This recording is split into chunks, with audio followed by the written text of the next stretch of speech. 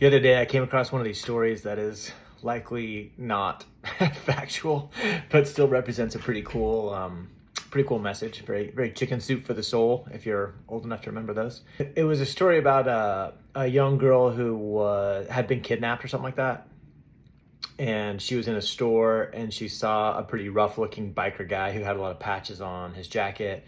And she ended up running to that guy. And then he kind of, you know, comes out with some rage and kind of, remedies the situation in kind of a superhero fashion, right? Big, strong biker guy. But the key to the story was that he had some recognizable patch on his jacket that the young deaf girl recognized as someone who knows sign language. So she could go to him and sign and somehow communicate, that she was in trouble, and then he reacted. True or not, I don't know. I don't know how you verify something like that. But this is what it reminds me of, is that I was reflecting on the purpose of scars. Like, why do we have scars? I'm going through a lot of cutting right now. I've got, stitches on me, and a few more to go still. And so I was just praying one morning and thinking about scars. And I was, thinking about this idea of why do I need to go through this pain? Why do people need to go through this pain? Emotional, physical scars. That was all coming into my mind at once. And one of the things that popped into my mind is that it makes us recognizable to the people who need our help. So if you read the blog today, it's a lot about how scars make us trustworthy. The basic concept is that if someone came to me and they had no scars, I would just assume they had never done anything worthwhile.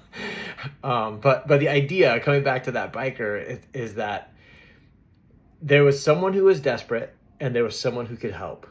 And there was a mark that connected the two of them. So once we go through stuff, we often carry scars of what we've been through. And then there's someone who is desperate. And the scars are how the desperate recognize the one with authority, the one that can help. This ties in a lot in my experience with Wit. So Wit talks about her time in sobriety, overcoming a desire for alcohol, a life consuming desire for alcohol. And I know that when we're looking to make a life change like that, any of us, we tend to first look at the things that are fear based. We kind of look at, what am I trying to get away from?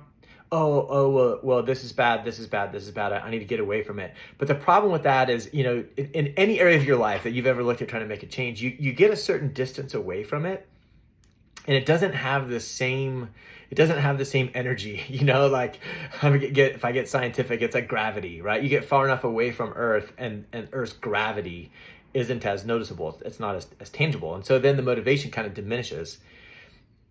It's much better to have a motivation that's pulling you, a vision of something that's out there that's pulling you toward. And so Wit had that. There was a lot of reasons that she decided to pursue sobriety. Many of them were fear-based, or like a way, I want to get away from this, away motivations. Those don't last. I mean, that's why we all start things and then we don't continue going. But Wit had a vision of kind of, breaking through on this path, navigating this journey and leaving behind her a path or a wake that someone else could come through more easily. And that was the one thing that really kept her going. She would pray all the time, God, if you'll get me through this, if you'll just be with me, if you'll just get me through this day, I will bring others. I will bring others behind me. I will help them, come through this thing, which is awesome. I love that part of her story, but it's actually not what I want to focus on right now. Is that I would also love to help people become sober. I would love to help people leave alcohol behind. I have led a fully alcohol-free life my whole life, but I have no scars. And so nobody comes to me for that. They come to Wit for that. And so I got to benefit because as a two becomes one married couple, I actually did get the opportunity to coach next to her. And I got to coach people that were looking for that. I got to help them on this journey, but it was her scars they recognized. It was her scars that built the trust. Without the scars, I don't get a seat at the table. I'm not invited to participate in this discussion if I come in without scars. Very similar thing that I noticed in, teaching.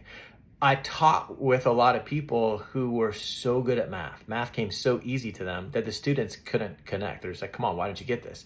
Myself, I always liked math. I was not good at it. And I had to learn to be good at it. That made me a good teacher. It's the same kind of thing. These scars, the struggles, it's our obstacles, not our accolades, where our unique equipping to contribute comes from. And that's kind of the clarity that came in about the scars, is that the scars are the way that the desperate one recognizes the one that can help. So when in James it says, count it all joy, as you're going through the suffering, all the different places that we look at, the joy, the access to the joy, I believe, is the vision of who you can help. It's the vision of the rooms that your scars are going to give you access to, that you just don't get to access without the scars, unless you marry the scars, I guess, then you get access. But I think you know what I mean. So when you're looking at these trials you're going through, when you've got the stitches, or the cut is coming, or whatever, in this healing process, when it's tough, my recommendation is just to try and put your eyes onto that vision, and to know that the scars are going to mark you. We say that a lot in Christian circles, you're going to be marked. Well, in this case, you're going to be physically marked, like physically marked with a scar. Or it could be emotionally marked with scars that are recognizable to those who are desperate. But in any case, just know the value of that scar, that it is the way the one who is desperate for the authority you carry will recognize you and know that you are the access to help.